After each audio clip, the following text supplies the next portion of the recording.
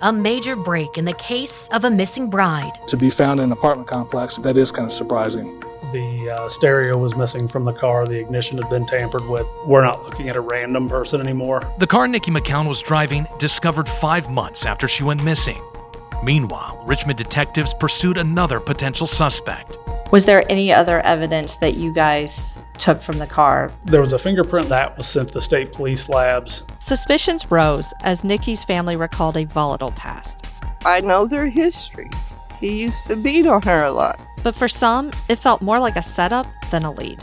When the car was found, I said, no, this is a freaking setup. It was very suspicious. Obviously, it was weird. As families struggled with their suspicions, the case took another turn. Michelle always knew that there was somebody that was kind of a little clingy. Are you referencing Tommy? Yeah. The focus definitely shifted to Swint. I'm Elise Coulter. I'm Nathan Edwards. And I'm Becky Golden, and this is Missing Niqui McCown.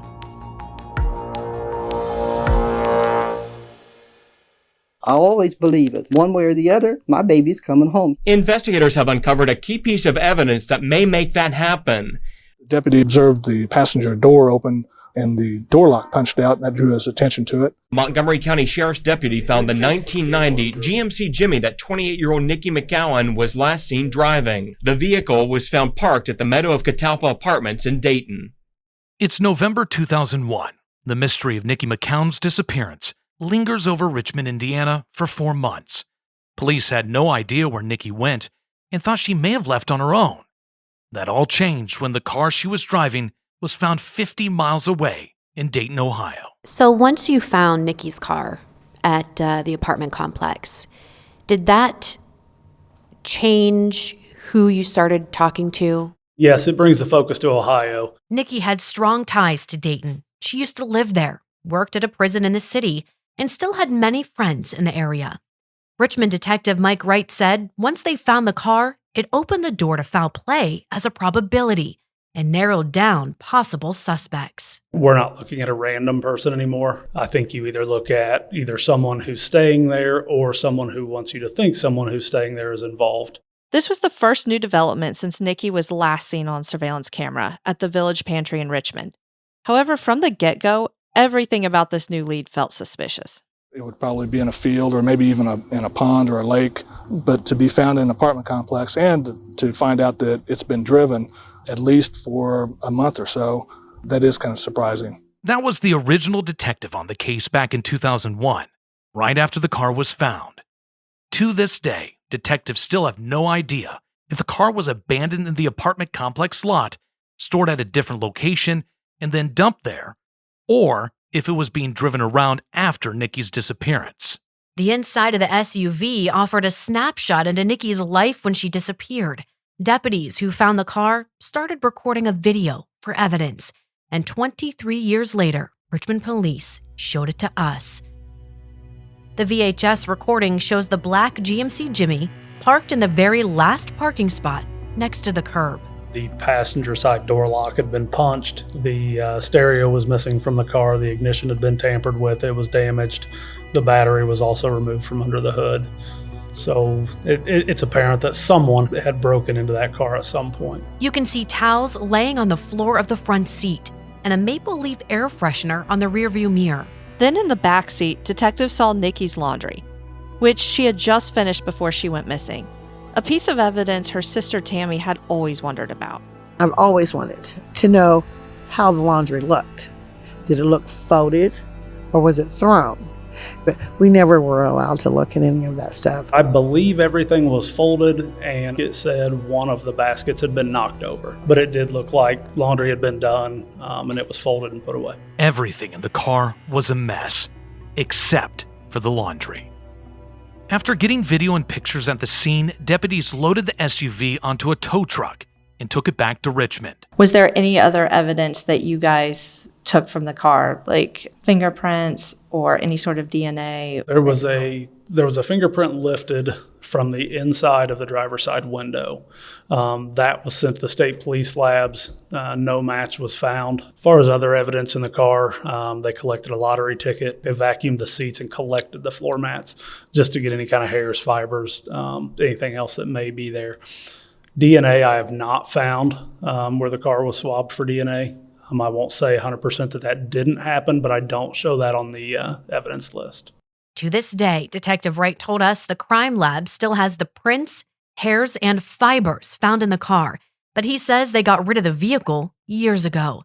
And it's unclear if the forensic evidence had ever been cross-checked against any suspects. In order to get those, then you're looking at either consent or a search warrant for me to show up and take your fingerprints. And that I don't know that was done. If you're talking about Johnston, Swint, and Webster, every one of them would have a viable reason to have DNA or hair fibers in that car. So it's not going to be really telling if that's the right path to be on. Not to mention at this time, touch DNA wasn't widely used yet. So anything short of blood wouldn't give police a solid DNA sample. With little physical evidence that tied anyone to the car, the search was on for eyewitnesses. At the time, police got conflicting reports about when the car arrived, who drove it, and if anyone saw anything suspicious while it was there. They talked to some of the tenants there at Meadows of Catalpa, and some of them did report seeing different people driving the car. When we went to recover it, the general consensus was the car had been there somewhere between 2 weeks and 2 months. And I think at least a handful of tenants out there said that they had seen the car parked in different spots. So yeah, I would say somebody was driving it. Do you guys believe that the car was planted there and it was supposed to look like it was ransacked? I don't know that it was made to look like it was ransacked. I think it probably was ransacked. I don't know that had anything to do with her disappearance. I'm guessing that the car was placed there. I got to think there's some intention involved in where it was placed. Tammy said her family agreed and were immediately suspicious of the location, especially because it had direct ties to the apartments. When the car was found, I said, no, this is a freaking setup. We went over there several times. We never seen this vehicle.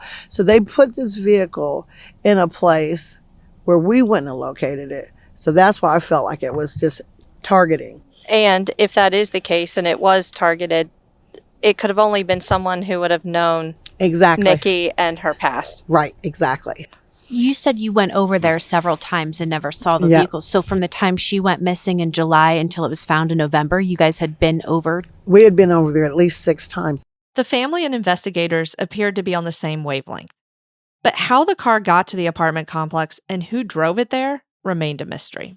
Do you guys think she drove there voluntarily? She was meeting someone there? Do we have any idea? Kind of looks like she may have driven there, but don't necessarily know why. And the reason I say that is because when her car was found, there was no sign of struggle. I know our detectives at the time did test with luminol, didn't find any bodily fluids in the vehicle, and where the vehicle turned up is not just a random apartment complex. It's a building where the father of her child lived. Niqui's ex, Stephen Johnston. No one knew how the car Niqui was driving got to the Meadows of Catalpa apartments in Dayton, but the location was directly connected to one of her previous relationships. Family members say it's the same community where McCown's ex-boyfriend still lives. That ex was Stephen Johnston. He was also the father of their 9-year-old daughter, Peyton. It was very suspicious that obviously it was weird. My dad lived in the same apartment complex that the truck was found, and my mom and I had also lived there a few years prior, so it was really weird that it was found there. The obvious connection had officers now looking at Stephen as a third suspect in Niqui's missing persons case. The 3 that were kind of looked at would be Robert Webster, Stephen Johnston, and then Tommy Swint. The fiance, the ex, and the co-worker. Police kept a close eye on all 3, but turned their attention to Stephen. Niqui and Stephen met after high school and had Peyton shortly after, but their relationship was rocky. Niqui's niece Tamisha lived with her and says at times the relationship was abusive.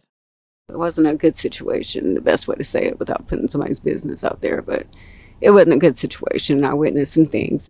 Niqui's sisters both said it was clear they shouldn't be together. In fact, Michelle said the week before Niqui went missing, the family celebrated Peyton's birthday, and Niqui told her a detail about Stephen that left her uneasy. I remember Niqui telling me and another one of my nieces how Peyton's dad had did this turnaround. I guess his whole demeanor kind of changed when he found out they were getting married. He became very, very kind to her and stuff. I remember we was all joking around and I was like, you better be careful. And she said, no, I really better be careful. So when she came up missing, I thought of that conversation because I know their history. He used to beat on her a lot. He and her had a very volatile relationship. But the Stephen Niqui sisters knew was different than the one that Peyton knew. To her, he was Dad. She spent every other weekend with him, and he was there by her side after Niqui disappeared. I knew something was really wrong when my dad came to get me. Dad lived in Ohio, so I didn't get to... I seen him often, but it was more like, this isn't your week or weekend, so why are you here? She stayed with him until school started back up in August. Then she moved in with Grandma. But she would still visit the apartment complex where the SUV was eventually found. At no point did she think her dad was the reason her mom went missing, and she was skeptical when the car was found. Do you think, it could have been perhaps like a red herring or something that someone planted? To me, that's what it feels like. I feel like they definitely tried to make it seem like it was my dad, or, try to throw him off the whatever lead that they had. The idea of this being a setup became the growing consensus in the family. We're trying to set up Nikki's baby's dad. Everybody's like, why you say that? I said, because everybody knows that's where she used to live with Steve. That's where Steve lives now. But police needed to talk to Stephen. So your dad was probably suspected, at least early on, by police. Yep. Or, Yep. My dad was very cooperative the whole time and did whatever they needed to do, answered whatever questions they needed. Stephen agreed to take a polygraph. Detective Wright said he passed with flying colors. He also had a rock-solid alibi that police corroborated with surveillance video. We were able to go one step further with him. He was at work second shift on the day Niqui went missing, and there was video to corroborate that he was, in fact, at work from either 3 to 11, 3 to 11:30, something to that effect. We know that he's tied up. So I think he has pretty much been ruled out. Even though Stephen's name was cleared, Peyton says her dad changed after Nikki's disappearance. Has life been difficult for him since? He blames himself because when him and my mom were together, they were both very young. So there were a lot of things that he did when he was young that were not great as a person. He explained, I feel like if I would have done better, your mom would still be here with us. So I think that it does weigh a lot on him that if he felt like he could have been a better man, that we wouldn't be here today. With Stephen off the suspect list, police had no idea who might have been driving Nikki's car in the weeks before it was found. They needed to find out who else had access to the car and who else had ties to the apartments.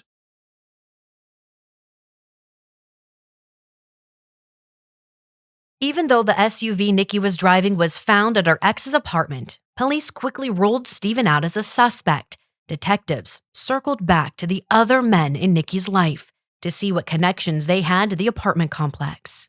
I think it'd be a complete fluke for just the random person in Richmond to be involved in her disappearance and then take her car to an apartment complex an hour away where she used to live, and several other people who are acquainted with her also still do.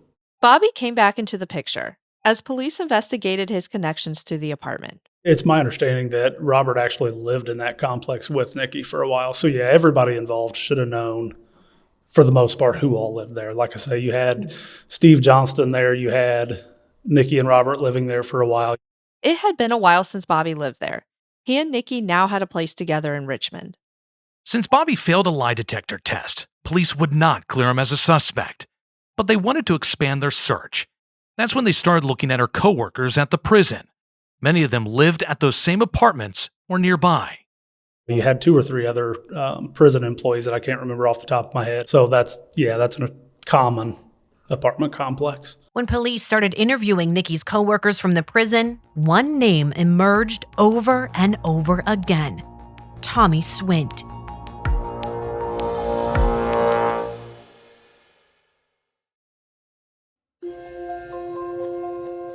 He's the same coworker who Bobby mentioned in his police interview a few months earlier. His name comes up quite a bit more. And initially, that's as simple as she hangs out with him. They talk quite a bit. They work together. In episode 2, Nikki's family said that Tommy was infatuated with her. He bought her lavish gifts, including the lingerie that put Nikki's bridal shower on edge, was always around, and at times even showed a dark side. That was enough for police to visit him at the prison, where he worked for an interview just a month after the car was found. Today's date is December 5th, 2001. Inside the conference room here is Tom Swint, who is an employee with this establishment here. And Tom, we asked you to come in here because we've got some questions in reference to an investigation that we're working. I'm sure you're familiar with that as well. He was very familiar with Niqui's case and knew about the apartments where her car was located, but he acted like he didn't know much about her disappearance. Instead, he took the opportunity to talk bad about Stephen and Bobby. And when pressed about his own relationship with Niqui, he said there was nothing romantic, but did admit she would come to him for advice about her personal life. You think she'd get cold feet and skip out? Well, she probably get cold feet, but Nick ain't the kind of person to skip out. Because if Niqui didn't want to marry him, she just cut to say, I don't want to marry. How would Bobby react to that relationship? I mean, if he knew that she didn't want to get married, how would he react to that? He'd probably be pissed. Tommy went on to say he and Bobby were also friends and had been in his GMC Jimmy in the past. But Tommy said that happened a long time ago. Since he offered up very little about the car, Detective Wright explained that investigators started to press him about his whereabouts on the day Niqui went missing. One of the things that was interesting about him, or his actions rather, was we know he did not work second shift at the prison the Sunday that Niqui went missing. The following Monday, he took the day off to come to Richmond to pass out flyers. Tommy told detectives he was with his girlfriend Darlene, another co-worker at the prison. So you took the day off and you went all the way over to Richmond to Well, we were wondering what was going on. Did you participate in a search, or who did you talk to? That wasn't a search the first day. We went straight to her sister's house, which lives down the street from the laundromat. That's a lie. He wasn't nowhere around here. So if he was here, he wasn't with us. Did he ever go on any searches with your family? He didn't go on any searches with us, but he did come and make his presence known right there in front of the laundromat. Him and a few workers, they were passing out the flyers, and he was being very, very, very rude about it.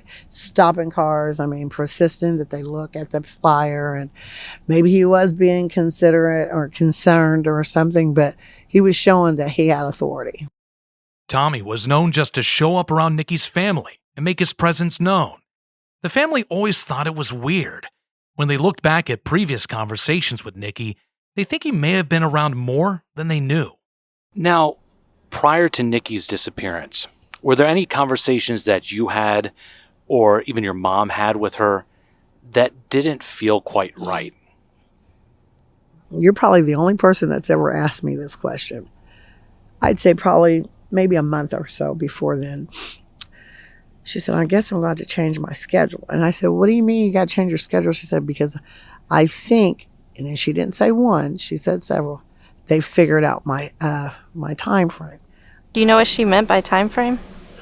Well, she always went and did her laundry at a certain time. So at that point, once she disappeared, did you suspect someone may have been stalking her? Yeah, I did.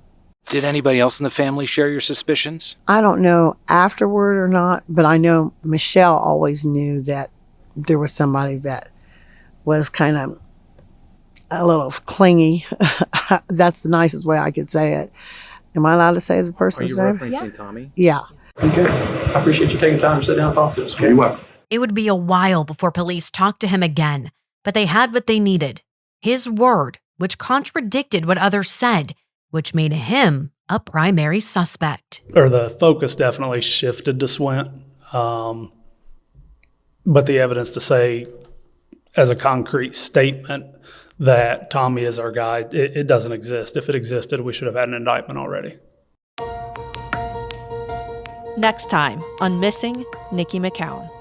Tommy Swint, recently named as a person of interest in the disappearance of his former friend. Richmond is the one that actually got the DNA for us, and they were well aware of the fact that he was a suspect in one of our cases. Years go by and leads run dry until suspicions about Tommy cost him a job. Many people at the prison were questioned. Nobody was told that they was a person of interest or a suspect in the case. I think our agency just kind of called his bluff and said, if you've been cooperative the whole time, then consent to giving us your DNA. The case goes through a series of twists and turns, taking Niqui's family on an emotional roller coaster. What's justice look like for you? Who's ever involved, they get punished. My sister being found. That's justice. That's all for this episode of Missing Niqui McCown, a podcast from Dayton 24/7 Now. Find us in your podcast app and follow the podcast on Apple Podcasts, Spotify, or wherever you listen to your podcasts so you never miss an episode. If you like the show, leave us a rating or review. It really helps new listeners find the show. Missing Niqui McCown has been a presentation of Dayton 24/7 Now, an affiliate of Sinclair Broadcast Group. Lee Furry is our producer. Brian Petrus is our associate producer. Editing and audio engineering by Eric Newell, with additional editing by Adam Braunstein. Mitch Hansen is our senior podcast producer. Jordan Rosari, a producer. Production coordination by Anna Nicole Wages, and legal support from Chase Bales. Rich Cook is the head of audio at Sinclair. This is still an active investigation. If you have any tips about the case, please contact Richmond Police at 765-983-7247. For more reporting from Dayton, head to Dayton247now.com. We've created a special section dedicated to this podcast. Until next time, I'm Nathan Edwards. I'm Elise Coulter. And I'm Becky Golden. This has been Missing Niqui McCown.